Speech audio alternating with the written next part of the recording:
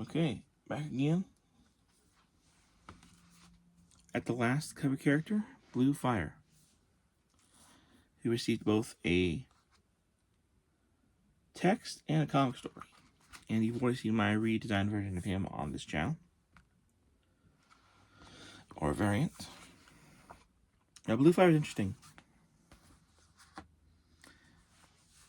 He has kind of, if you think about it, a prototype version of Danny Phantom, as he has the transparent powers and the fire.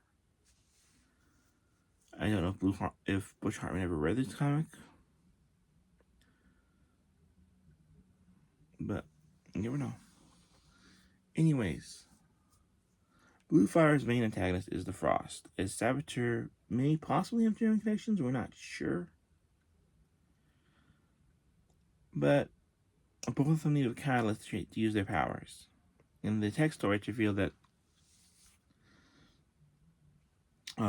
Blue Fire actually carries a thermos of the liquid to use his powers.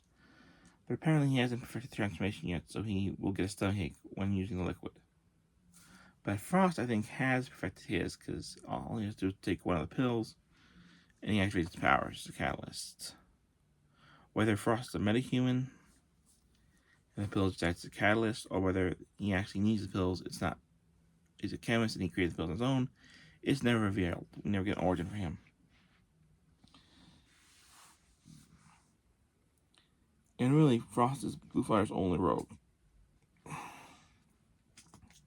So when I redesigned Frost, I actually fused him and his female counterpart into one villain, just so I have a difference between the two.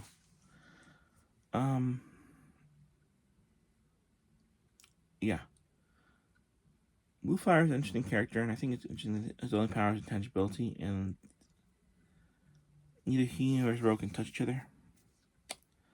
They said that was always the first stalemate, which I think is interesting Golden Age, because obviously they planned something bigger. I don't know if they were going to kill off Frost in the third confrontation, if there was one. Or they're going to figure out some way where Blue Fire could beat Frost and then maybe create a new rogue.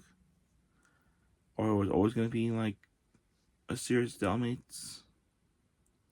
So now there's only been like one character, I think, from MLJ I've read that has the recurring nemesis. I found that kind of interesting. But yeah, Blue Fire, his main thing was just that he was just intangible. He didn't have any other powers. It apparently never occurred to him that he might need some sort of weapon. So I'm hoping for round 3, if that did ever happen, he would have created some sort of weapon or developed some sort of Golden Age ability, just develop some sort of new power, maybe a flaming punch, or create like a ghost fire, like a minion or something that could somehow affect him, Frost. I mean, it's Golden Age comics, so developing new powers on the fly is kind of a thing with Golden Age comics. I think they're really missing some trick with them things. But it seems that publications try to keep a lot of their stuff real, maybe too real. Anyways. So yeah. We had 2 stories in the last issue, and that was it. Do I think Blue Fire could have survived outside of this comic and had gone solo? By himself, no. Maybe if you paired him with the Buzzard,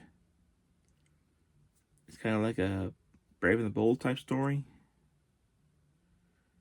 It's like a one-shot, possibly, against Frost and like maybe another gangster. You might have had something there, but I don't think Blue Fire really could go. This version of Blue Fire could really go on its own. He doesn't really have much of a personality, I'm afraid.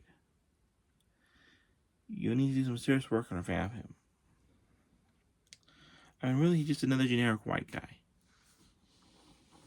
And it's full of generic white guy. That's why I tried to change him and have him a bit for my version. Same with Frost. You know, my versions are different. Because I tried to make them different. Some characters you just have to revamp. Anyways, that's my thought. And those are my 2 reviews of Frost and, of course, the man himself, Blue Fire. They're characters I like because they have a lot of potential.